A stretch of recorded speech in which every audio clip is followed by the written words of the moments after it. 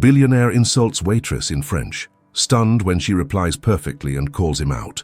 The insult slipped from his mouth like a reflex, sharp, elegant, and cruel. Cette fille ne devrait même pas être ici, he muttered under his breath, his voice low but laced with disdain. This girl shouldn't even be here. The crystal glasses shimmered under the golden light of Le Jardin d'Or, Paris's most exclusive restaurant, but the tension at table 12 was sharper than the silverware. Don't forget to subscribe to the channel, because some stories remind us that respect is not about status, it's about humanity. The man who had spoken so carelessly was Adrien Morel, heir to one of France's oldest banking empires. He was the kind of man the world called untouchable, refined, brilliant, and devastatingly composed. His reputation was his armor, and cruelty, his most polished defense. Across from him sat his business partner, Lucien Duval, laughing at some half-forgotten anecdote, completely unaware of the storm brewing a few steps away. For Adrien, dinners like these were obligatory rituals, stages where every gesture was performed and every word calculated. But that night his performance cracked because of her. The waitress, Clara Beaumont, wasn't like the others gliding silently between tables. There was something disarming about her, the quiet confidence, the unstudied grace. She wore the restaurant's plain uniform, but somehow made it look like something rare, almost elegant. She smiled when she spoke, not the forced politeness of service, but a genuine kindness that caught people off guard. When she placed a glass of Bordeaux on the table, Adrien's gaze lingered a second too long. She noticed, and for a fleeting instant, their eyes met. It wasn't flirtation. It was recognition, like two worlds brushing by accident. Lucien grinned. "Ah, you see, even you notice beauty when it walks by, Adrien." Adrien scoffed, uncomfortable with being seen. He switched to French instinctively, lowering his voice. "Beauty has its place. It's unfortunate when it forgets where it belongs." The words were cruel, dismissive, but Clara heard them. She paused, still holding the tray, her back straightening almost imperceptibly. For a second, she said nothing. The hum of the restaurant continued, clinking cutlery, murmured laughter, piano music drifting through candlelight. Then, in perfect measured French, she replied, "Et c'est encore plus malheureux quand l'intelligence s'égare derrière l'orgueil." And it's even more unfortunate when intelligence hides behind arrogance. Lucien's laughter stopped. Adrien froze. The air between them seemed to change temperature. The tables nearby went silent for a heartbeat, sensing the invisible collision. Adrien turned slowly, his expression unreadable. "You speak French." Clara met his gaze evenly. "Fluently, monsieur." He studied her, his pride bristling against the calm in her eyes. "And where did you learn to speak like that?" "From my mother," she said simply. "She taught literature before she passed away." Adrien hesitated, something faint flickering behind his composure. "My comment wasn't about language," she finished gently. "I know." And with that she turned away, not in defiance but with a grace that made silence the only answer possible. Lucien exhaled slowly. "Well, that was unexpected." Adrien's jaw tightened. "She's presumptuous." "Or perceptive," Lucien replied, smirking. "I rather like her." Adrien ignored the remark, but his thoughts refused to settle. For the rest of the meal, he found his gaze drifting toward her. Every time she passed, her presence pulled at something in him he didn't want to name. Something uncomfortable, human. When the dinner ended, Adrien stood, slipping on his tailored coat. He turned toward the exit, but his attention caught again, this time on Clara standing near the bar, collecting empty glasses. For a man accustomed to controlling every outcome, the impulse that followed was unfamiliar. He walked toward her. "Clara Beaumont," he said, reading the name from her tag. "You've caused quite a stir tonight." She looked up, surprised that he'd approached her at all. "I only answered honestly, monsieur. Most people don't speak that way to me." "Most people don't speak to anyone who treats them that way," she said softly. Her tone wasn't sharp, it was calm, even kind, which somehow stung more. Adrien exhaled. "You don't know who I am." Clara's eyes didn't waver. "I know enough. You're someone who forgot what it's like to be spoken to as an equal." He blinked. No one had ever said something like that to him. Not his partners, not his friends, not even his father. He didn't answer. He couldn't. She smiled faintly, breaking the tension. "Good evening, Mr. Morel." And then she walked away, leaving him standing alone in the middle of his own carefully constructed kingdom, feeling, for the first time in years, exposed. Outside, the night wind carried the scent of rain and jasmine.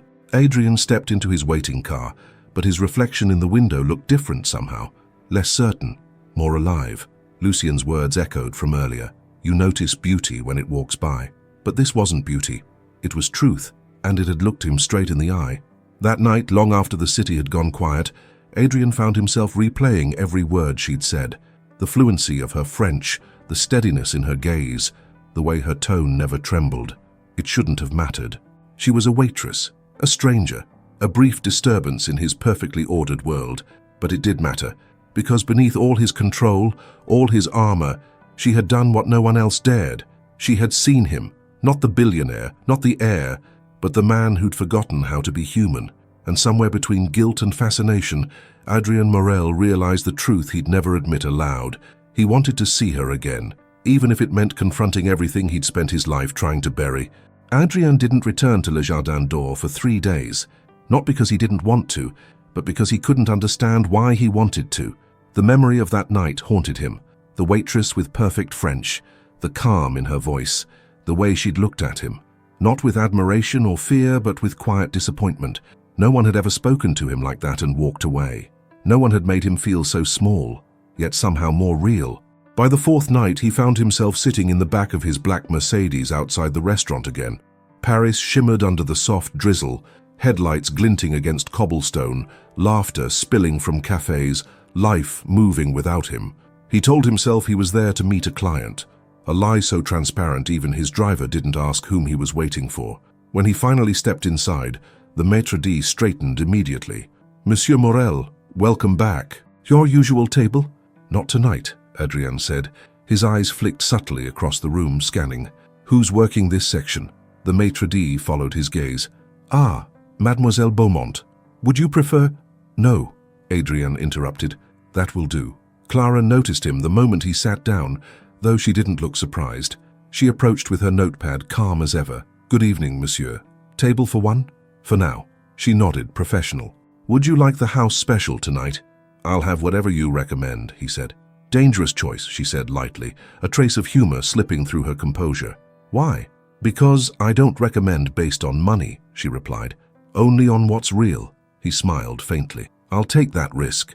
When she walked away, Adrien realized how strange it felt to want someone's opinion for once. Not out of courtesy, but curiosity. Dinner arrived. Simple, yet perfect. He ate little watching her move across the room. There was grace in her efficiency, a rhythm that came not from performance but sincerity. When she returned to clear his plate, he said quietly, You're not from Paris. Her eyes lifted. No. Where then? Lyon, she said. I came here after university. He raised a brow. You went to university? I graduated with a degree in literature, she said, unfazed. I used to think I'd become a teacher, like my mother, but life had other plans. Her tone carried no self-pity, just truth. Adrien leaned back. You could have done anything. Why this? Clara looked around the restaurant, the glittering chandeliers, the wealthy patrons who never looked waiters in the eye. Because here, I see people when they think no one's watching. You learn a lot that way. He studied her for a moment, caught between admiration and discomfort. And what have you learned from me? Her gaze didn't waver. That you're lonelier than you pretend to be. He almost laughed. Not because it was funny, but because it was too true. You're very observant, he said. It's part of the job, she replied. But there was softness in her smile now. Before he could answer, Lucien appeared at the entrance, boisterous and charming as ever. Adrien, there you are, mon ami. I was beginning to think you'd gone into hiding.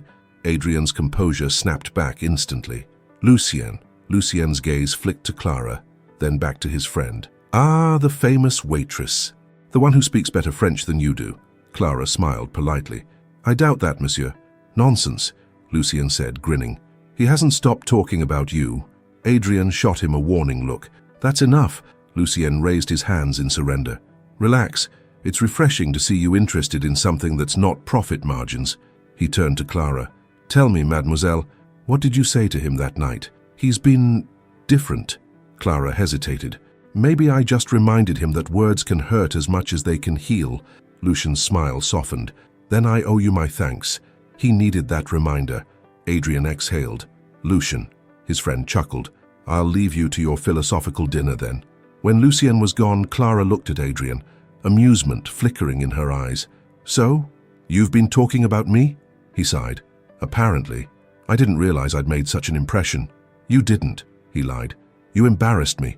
Her voice dropped slightly. Maybe you needed to be embarrassed. He looked at her, really looked, and realized that beneath her humility was strength, the kind of strength that didn't need to shout to be heard. When he finally stood to leave, he said quietly, "Do you ever regret it?" "Regret what?" "Speaking up to me that night." She shook her head. "No, because if people like me don't, people like you never change." He smiled faintly. "And if people like me do change," her eyes softened, "then maybe we stop being people like you and people like me." He left her standing there, her words echoing in his mind long after he walked out into the Paris night. For the first time in years, Adrien didn't go home to his penthouse overlooking the Seine. He wandered instead, past the river, past the empty bridges, thinking of the woman who had spoken to him like an equal and left him questioning everything he thought he knew about worth. And somewhere between the glow of street lamps and the hum of the city, he realized he was no longer curious. He was captivated, and he had no idea what that would cost him. Adrien tried to convince himself it was nothing, a curiosity, a passing distraction. A waitress with good French and unshakable poise, interesting, yes, but not important. He'd spent his whole life building walls between himself and the world. Curiosity had no place inside them. But curiosity has a way of turning into something else when left unanswered. The next week, he returned to Le Jardin d'Or again and again, always at different hours, always at different tables, as if pretending to himself that his visits were random. But every time she was there, monsieur, and every time he found a new piece of her that unsettled him.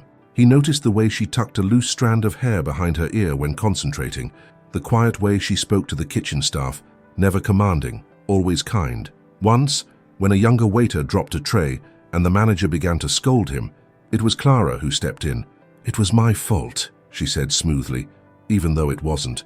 "I should have cleared the path." Adrien saw the gratitude in the young waiter's eyes and the disbelief in the manager's. He had never seen someone take blame for something that couldn't benefit them. Not in his world. When her shift ended, she slipped out into the cool night, and without quite planning it, Adrien followed. She walked toward the metro station, shoulders slightly hunched against the wind. Her pace was unhurried, unguarded, a contrast to the chauffeured glass and gold existence he knew. "Do you always walk home alone?" he asked from behind her.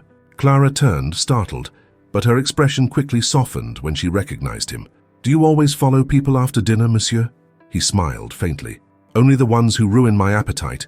She laughed, the first genuine laugh he'd heard from her, and it caught him off guard. "I didn't ruin anything, I made you think." He tilted his head. "You're not afraid of me." "Should I be? Most people are." "Then maybe they don't see you clearly," she said. He hesitated. "And you do?" Her voice was calm, almost gentle. "I see a man who built a life so big he can't breathe inside it anymore." The words hit harder than they should have. "You're very sure of your opinions." She smiled. "Only when they're true." They stood there for a moment, the billionaire and the waitress under the dim streetlight, Paris alive around them. "Let me take you home," he said finally. "I take the metro." "I know." She studied him. "You wouldn't last 5 minutes underground. Try me." So she did. Minutes later, Adrien Morel, a man whose driver had chauffeured him to every corner of his life, found himself in a packed subway car, surrounded by laughter, tired faces, and the faint scent of rain. Clara stood beside him, hand gripping the rail, her smile small but real. "You hate this," she said quietly. He looked around. "It's loud." "It's human," she corrected. "You just forgot what that sounds like." He watched her as she spoke to an old woman nearby, offering her seat, smiling softly. It was nothing grand, but it was everything he'd been missing. When they reached her stop, he followed her out. "This is me," she said, gesturing toward a narrow street lined with ivy and old balconies. "Not quite the penthouse view." He smiled. "It's beautiful." She looked up at him, unsure whether he was teasing. "You really think that?" "I do." A pause hung between them, long enough for him to notice how her eyes reflected the amber light of the street lamp. "Good night, Monsieur Morel," she said finally. "Adrien," he corrected. "Just Adrien." Her lips curved faintly. "Good night, Adrien."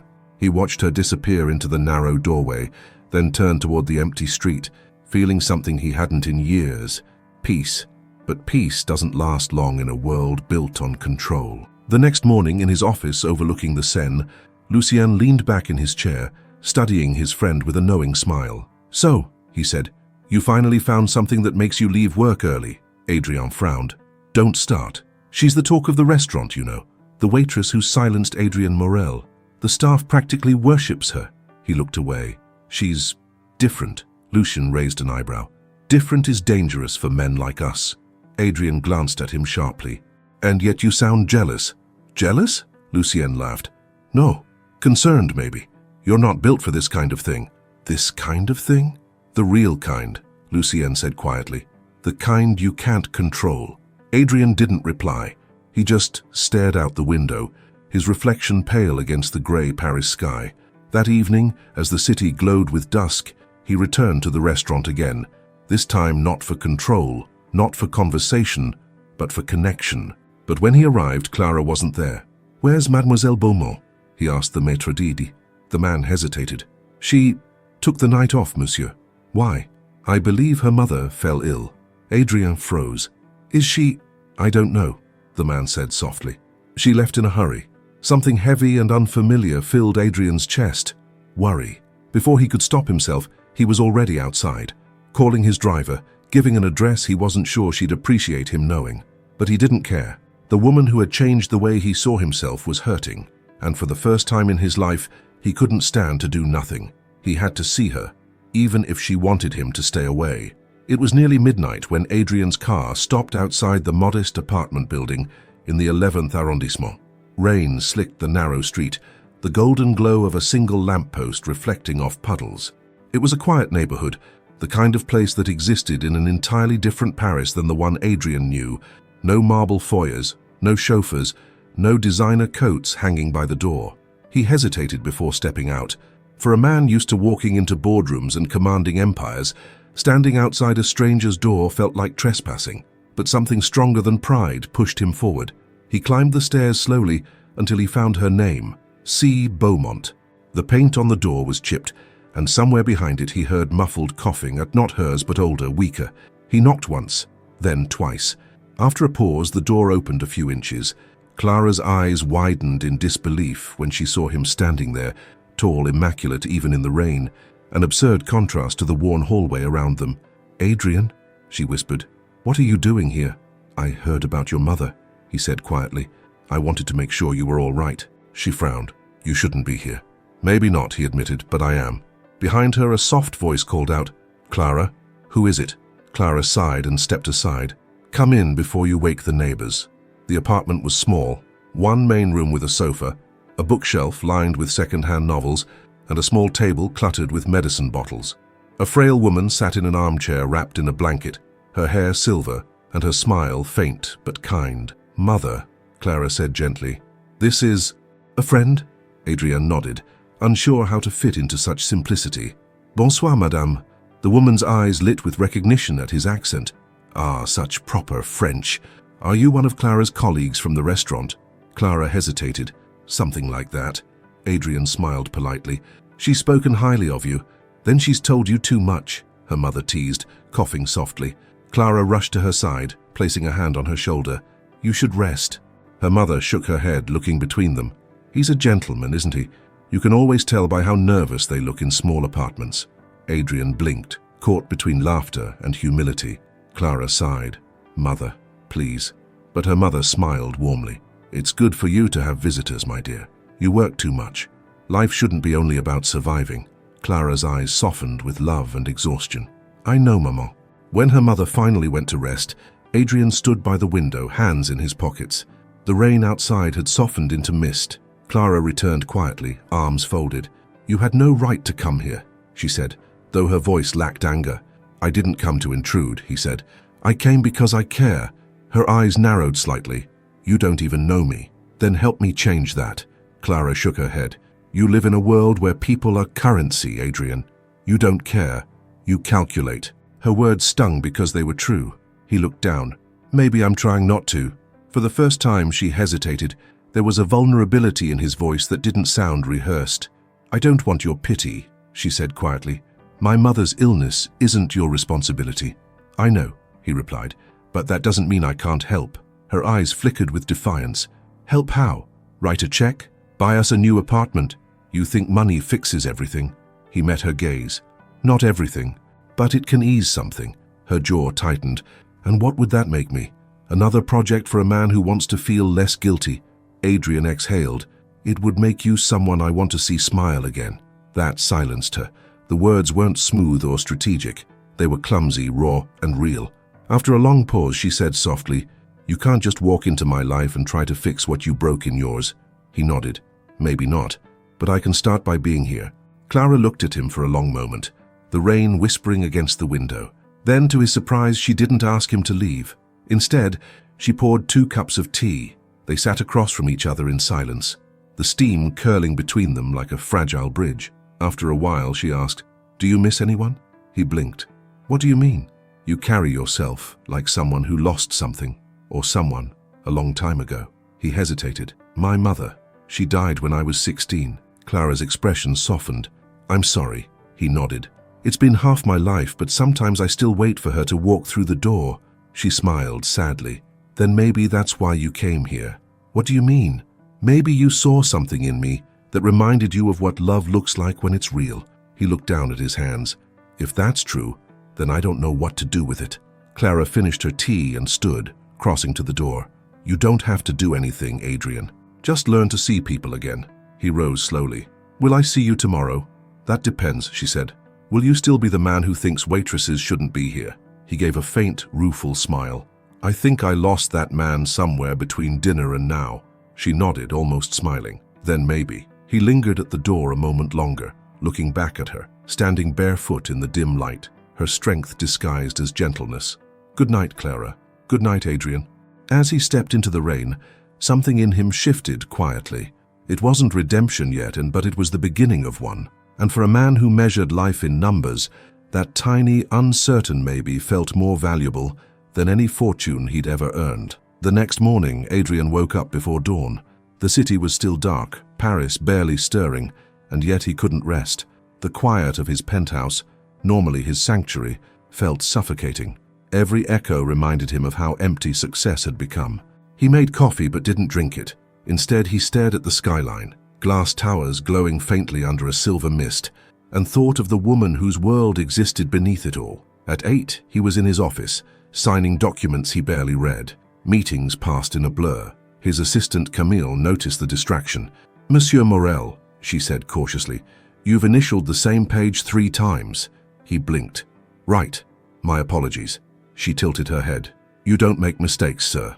At least not usually." He managed a faint smile. There's a first time for everything. By noon, he couldn't take it anymore. He closed his laptop and left, ignoring Camille's confused expression. He told himself it wasn't to see her. He just wanted to check on her mother's condition. But the moment he saw the familiar awning of Le Jardin d'Or, he knew that wasn't true. Clara was back. She was arranging fresh flowers at the counter when he entered. Her hair was tied up loosely, a few strands falling around her face, and though she looked tired, there was that same quiet poise that seemed to draw light toward her. She looked up and froze. "You again. You make it sound like a crime," he said softly. "Maybe it is," she replied, but her lips curved slightly. "You're supposed to be at work. I could say the same to you." "Touché," she said, turning back to her flowers. "My mother's feeling better, by the way. You can stop worrying."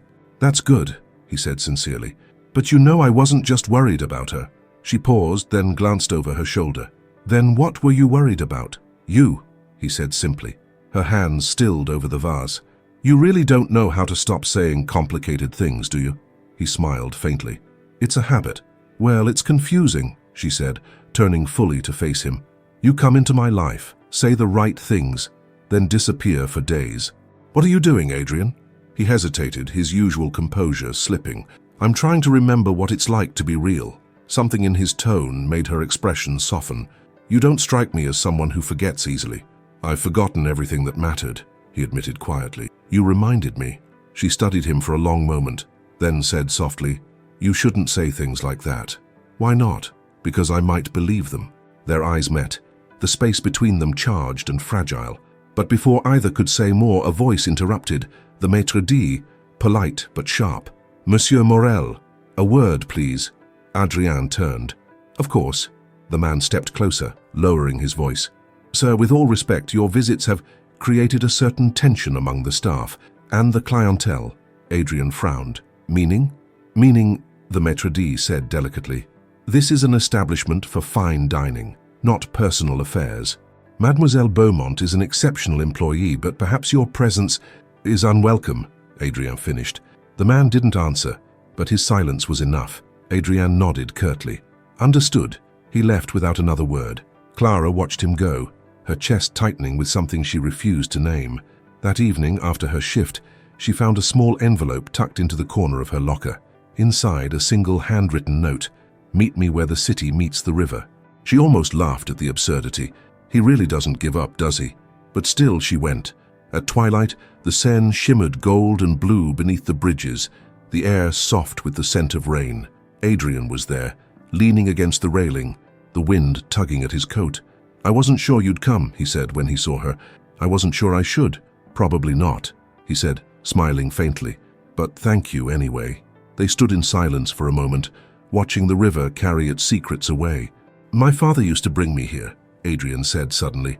"He said the river knows everything about Paris, the lies, the dreams, the people who lost themselves trying to find something real." Clara glanced at him. "And did you find something real?" "I thought I did," he said quietly, "until I realized all I'd built was noise." She turned to him.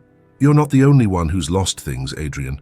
But some of us don't have the luxury of starting over whenever we want." He looked at her, eyes serious. "Then let me prove I'm not like the rest." "Prove how?" He hesitated. "By being there, by not running when things aren't perfect." Her voice softened. "You think that's enough?" "I don't know," he said, "but I want to find out." For a long moment they stood close enough for the wind to weave their silence together. Then Clara said quietly, "You can't buy your way into someone's life, Adrian. Not mine. I'm not trying to buy anything," he said. "I'm trying to earn it." The words lingered, delicate and dangerous. She looked away, her reflection trembling on the river's surface. "You should go home, before you say something else that makes me forget who you are." He smiled sadly. "I don't even know who I am anymore."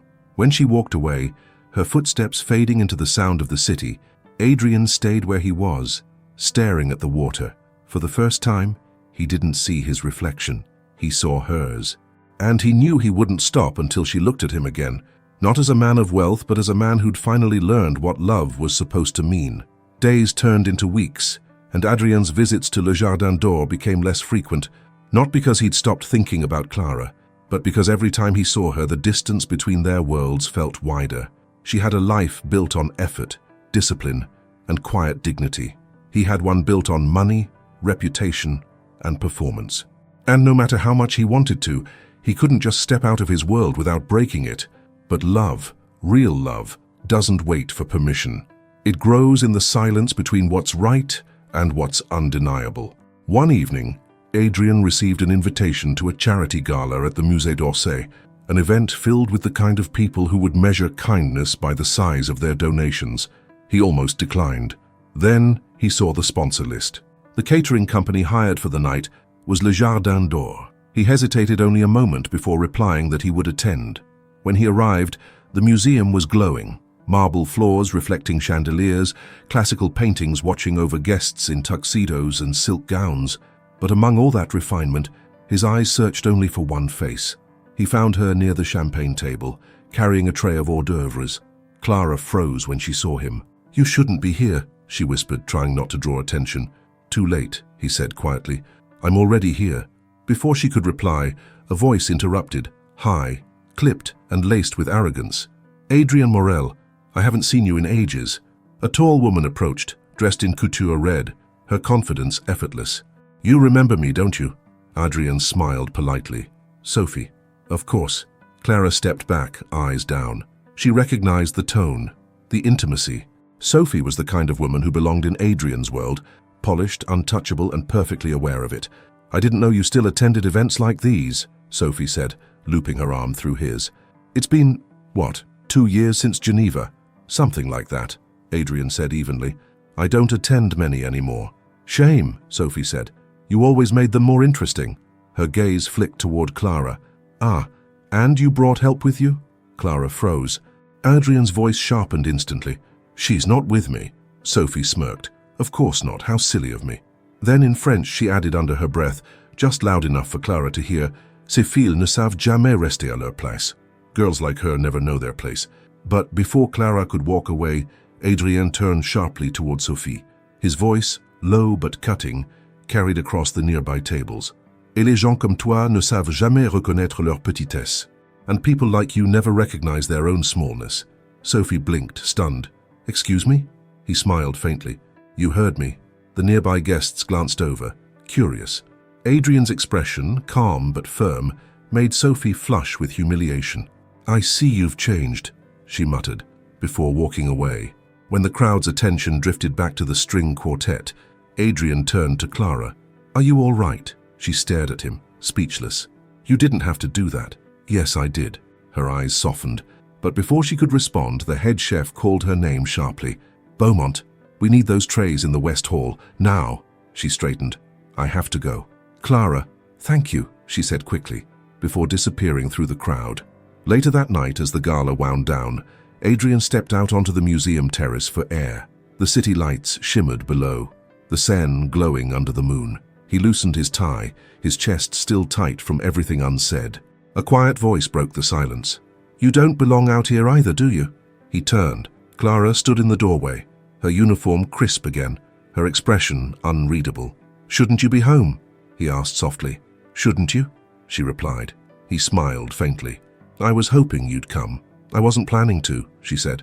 But after what you said in there, you surprised me. Good surprise or bad? Both. She stepped closer, the wind tugging gently at her hair. You stood up for me in front of people who actually matter in your world. Why? Because you matter more. Her eyes flickered with something between disbelief and longing. Don't say that. It's true. You don't even know me. I know enough, he said softly. I know how you talk to people when no one's listening. I know how you take care of your mother without complaint. I know you make strangers feel seen. She swallowed hard. That's not enough to love someone. He took a step closer. Then tell me what is.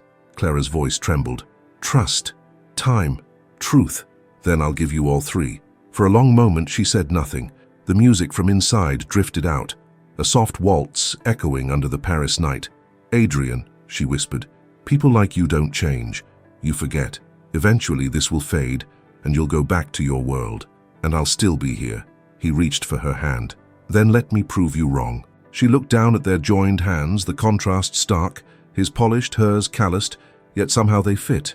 Please, he said, voice low, don't walk away this time. Her answer came in a whisper, heavy with fear and hope.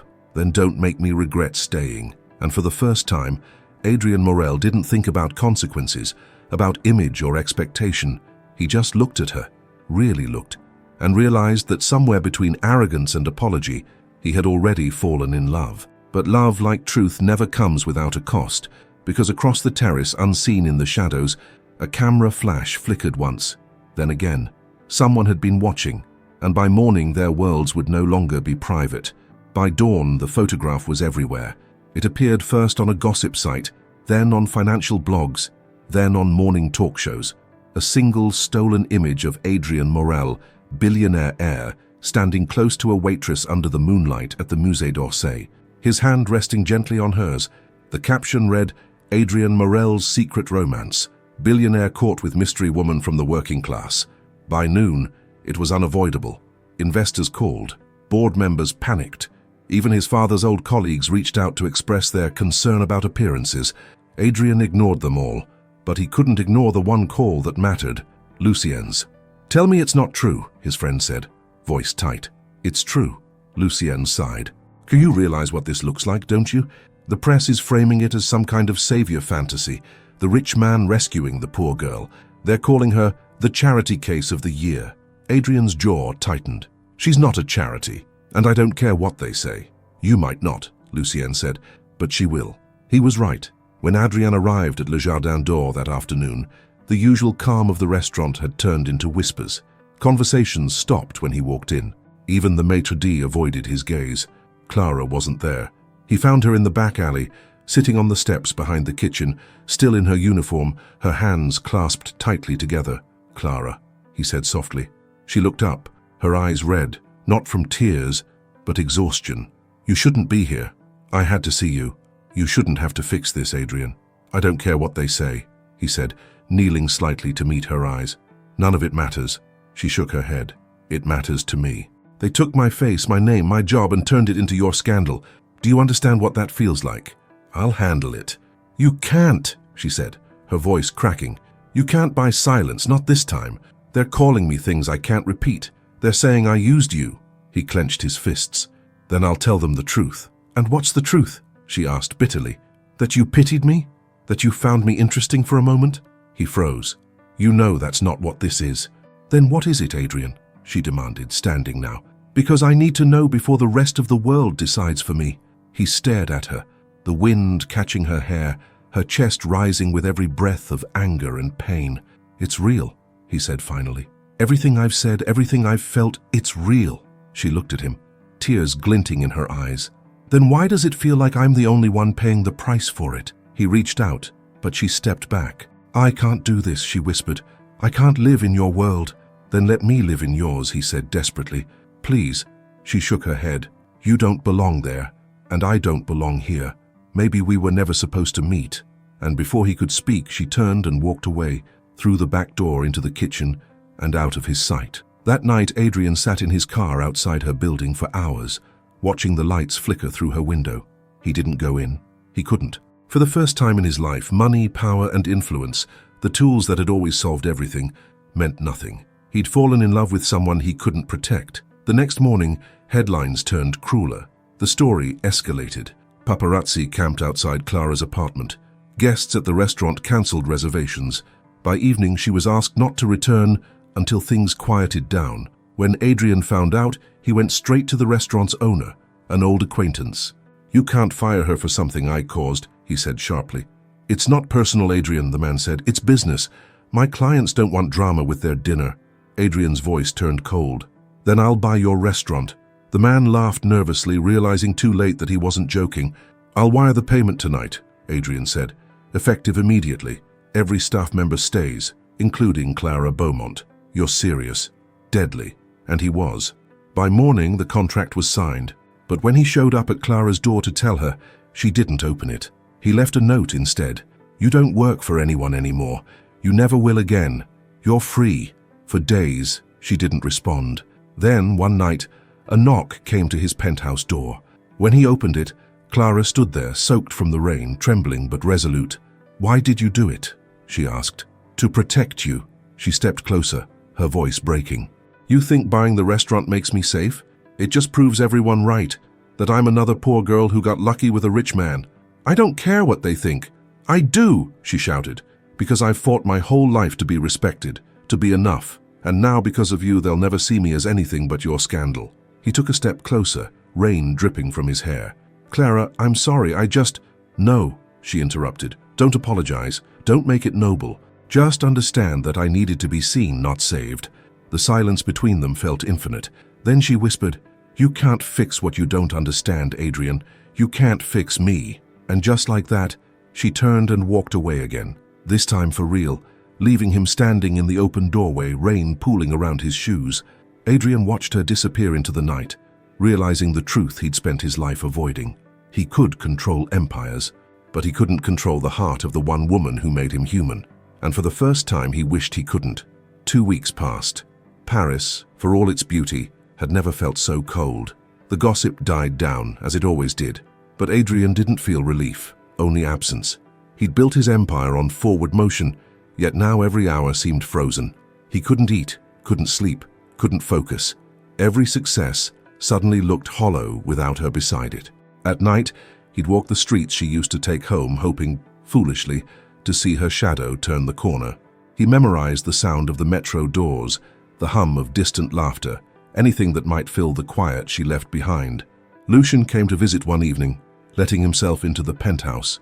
You look like hell, he said gently. Adrian didn't look up. You came to tell me that? I came because you fired half your board and donated 1/4 of your company's profits to social housing last week. Adrian's eyes flicked toward him. So? So? Lucien said, sitting across from him. That's not business. That's guilt. He said nothing. Lucien sighed. I get it, Adrian. You loved her. But love doesn't fix the past. No, Adrian said quietly, but it can change the future. Lucien tilted his head. You sound like your mother. Adrian almost smiled. She believed people could become better. And you? He looked toward the window, where the lights of the city stretched endlessly. I'm starting to believe she was right. That same night, in another part of Paris, Clara sat by her mother's bedside helping her take her medicine. The older woman looked better, stronger even, but her daughter's expression was distant. "You're thinking of him again," her mother said softly. Clara smiled faintly. "You can tell?" "A mother always can," she sighed. "It's complicated, maman." Her mother reached for her hand. "Love always is, but the good kind doesn't come to make you small. It comes to make you brave." Clara blinked back tears. "I wasn't brave. I ran." "Maybe," her mother said, squeezing her hand. "Or maybe you gave him the space to become the man you deserve." Clara didn't answer. She just stared at the window, where the moonlight spilled across the floor, bright and fragile like a second chance waiting to happen. A few days later, Adrian received a letter, handwritten, no sender. The penmanship was familiar, elegant, but unpolished. "Mr. Morel, I wanted you to know my mother is improving. I've found work again, part-time, at a small cafe near Montmartre. Life is quieter, simpler. I think that's what I needed. I hope you're learning to breathe again too. Clara." He read it twice, then again. The postmark was smudged by rain, but the date was recent. Without hesitation, he grabbed his coat and left. Montmartre was alive that night. Artists, tourists, lovers strolling under the warm glow of cafe lights. Adrien searched street by street until he found it. Café des Rêves. Through the window he saw her, hair tied back, sleeves rolled up, laughing as she handed coffee to an old man painting by the wall. She looked peaceful, free. He almost walked away. Then she turned and saw him. Her expression froze for just a moment. Then she smiled, a small, cautious smile, but it was enough. He stepped inside. The bell over the door chimed softly. "Bonsoir," she said, trying to sound composed. "Bonsoir," he replied. "I hear you make the best coffee in Montmartre." "That depends," she said. "Do you want it bitter or sweet?" He smiled. "Surprise me." She poured his cup slowly, hands steady, though he noticed the faint tremor in her fingers. When she placed it in front of him, their hands brushed. "So," she said, eyes lowered, "did you buy this cafe too?" He chuckled. "No. I think I've finally learned that not everything is mine to own. That's progress." "Maybe," he said softly, "but progress feels empty without you in it." She looked up then, eyes shining. "You can't just say things like that." "I can," he said, "because they're true." She exhaled. "Adrian, you don't know how hard it was to see myself through the eyes of your world. I was humiliated, judged, used as a headline." "I know," he said quietly, "and I'm sorry. I should have protected you." "You can't protect people from gossip, but I can protect you from me," he said, "from the man I was." For a moment, silence settled between them, soft and full. Then she said, "And who are you now?" He smiled faintly. "Someone who wants to earn the right to ask you that over dinner." Clara laughed, a genuine, unguarded laugh that filled the little cafe. "You haven't changed completely." "Maybe not," he admitted, "but I'm learning." She studied him for a long moment. "You really did donate part of your company?" He nodded. "To fund small businesses, for people like you." She raised an eyebrow. "I don't need charity." "It's not charity," he said softly. "It's gratitude." Her gaze softened, the edges of her defense melting. "You're impossible. I've been told that," he said, smiling. She poured herself a coffee and sat across from him. "All right, Adrian. Dinner. One chance. But if you embarrass me again, I'll throw wine in your face." He grinned. "Deal." They drank in silence for a moment, the city humming outside, the night full of small miracles. And for the first time in months, Adrian didn't feel like a man trying to fix the past. He felt like a man being forgiven by the future. But forgiveness, like love, comes with its own tests, and neither of them knew that one last storm was waiting, closer than they thought. Their dinner was simple: pasta, wine, and a corner table at a quiet restaurant overlooking the glowing rooftops of Montmartre. Yet to Adrian, it felt grander than any banquet he'd ever attended. For the first time, they spoke without fear of judgment or class or headlines. They talked about childhoods, about the way Paris changes after rain, about books neither had finished but promised to. "You know," Clara said, smiling faintly, "you're different when you're not trying to impress anyone." He laughed softly. "Maybe because you're the first person I've ever met who can't be impressed by money." "Money buys convenience," she said, "not admiration." Her words lingered like perfume, delicate but impossible to ignore. When he walked her home that night, he didn't try to hold her hand. He just walked beside her, quietly content. But just as they reached her door, she turned and said softly, "Adrian, you still have a lot of ghosts to face. Don't think love alone will make them disappear." "I don't," he said. "That's why I need you and to remind me of the man I want to be." She smiled, the kind of smile that both forgives and warns. "We'll see." It was the beginning of something fragile but real. For a while things felt almost ordinary. Adrian learned how to exist without the armor of power. He met her mother again, this time bringing fresh flowers instead of formal apologies. He learned how to cook a simple omelette, though it ended in laughter and smoke alarms. He even stopped checking his phone at dinner, but the world never forgets who you were.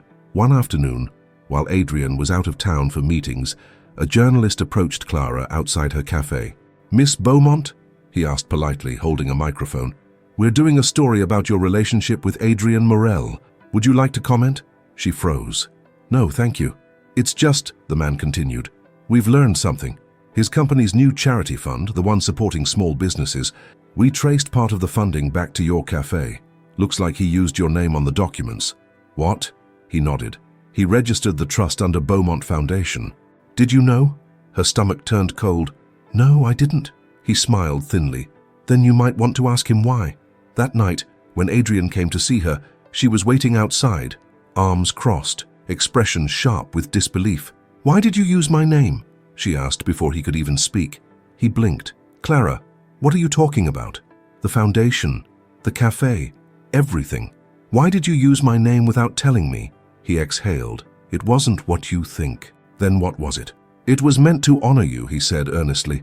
"Everything you said, Fan, about dignity, about working for what you earn, it changed how I saw the world. I wanted to build something that carried that forward." "By using my name?" He hesitated. "It was supposed to be symbolic." She shook her head. "You don't get it. You turned me into your message. Again." "Clara." "No," she interrupted, her voice trembling. "You promised you wouldn't use me as a headline again, and now you've done it without even realizing. Do you see the pattern?" He stepped forward. "It wasn't for the press." "It doesn't matter," she said, tears filling her eyes. "You keep saying this isn't about money, but everything you touch turns into it. You can't love without turning it into an empire." He froze, the words hitting deeper than he expected. "I'm not your redemption story," she said softly. "I'm just a woman who wanted to believe you could change." "Then believe it," he said desperately, "because everything I've done, the foundation, the donations, the changes, they were all because of you." She looked at him, heart breaking. "And that's the problem." For a long moment neither spoke. The city hummed quietly around them, the sound of lives continuing, indifferent to theirs. Finally she said, "I need time, Adrian." He nodded, his throat tight. "Then take it. I'll wait." He meant it. Weeks passed again, colder this time, the air heavy with silence. Adrian threw himself into work, but every meeting felt meaningless. Every headline about his philanthropy felt hollow. He'd learned that good intentions without humility could still hurt the ones you love. Then one morning his phone buzzed with a message. It was from Clara. "She's in the hospital." Adrian didn't need to ask who. He was already in his car. When he arrived, Clara's mother was resting, pale but peaceful. Clara sat beside her, eyes swollen from tears. "She had a relapse," she said quietly. "The doctors say it's serious this time." Adrian placed a hand on her shoulder. "I'm here." For the first time in months, she didn't resist. She leaned into him, her walls crumbling. "I didn't want to need you," she whispered. "Then don't," he said softly. "Just let me be here." They sat in silence, the weight of everything they'd been through hanging between them, pride, pain, love, and the unspoken truth that neither had stopped caring. And as the machines hummed softly in the hospital room, Clara realized something she hadn't before. Sometimes love isn't about who saves who. Sometimes it's about who stays when there's nothing left to save. But destiny wasn't finished with them yet, because before sunrise, a nurse entered the room with a grave look on her face. And everything that followed would change them both forever. The nurse's face said it all before a word was spoken. Clara rose from her chair instinctively, her heart pounding, her hands trembling as if they already knew what was coming. "I'm sorry," the nurse said gently. "She passed peacefully just a few minutes ago." Clara didn't move at first. The words didn't make sense. Not in this world, not in this moment. Her mother had been fragile, yes, but she had always survived, always found one more dawn to fight for. Adrian stood beside her, silent. He didn't touch her, not yet, He understood there are moments that belong entirely to grief. When Clara finally exhaled, it wasn't a sob. It was a sound deeper, rawer, a breath breaking after years of holding too much inside. She turned slowly toward him, eyes filled with tears that refused to fall. "She was all I had left," she whispered. Adrian's voice was quiet. "You still have her. In you." That was when she let herself cry, really cry, into his chest, into the steady rhythm of a man who had once only known the sound of his own ambition. He held her, wordless, as the world around them disappeared. For hours, they stayed in that room. Adrian handled everything that followed, the calls, the paperwork, the details she couldn't bear to think about. But when it came to the funeral, he didn't interfere. "She would have wanted something simple," Clara said softly. "Then simple it will be," Adrian replied. The service was small, just a handful of neighbors, a few kind strangers from the cafe, and one billionaire who stood in silence at the back, unshaven, unguarded, and entirely human. When it was over, Clara walked toward him. The cemetery wind lifted her hair, the faint scent of lilies lingering between them. "You didn't have to come," she said. "I did," he answered, "because I needed to see her rest, and because I wanted to see you stand." She looked at him, eyes red but steady. "You keep showing up." "I told you I would," he said quietly. She nodded, then turned her gaze toward the grave. "I think she forgave me for all the things I never said.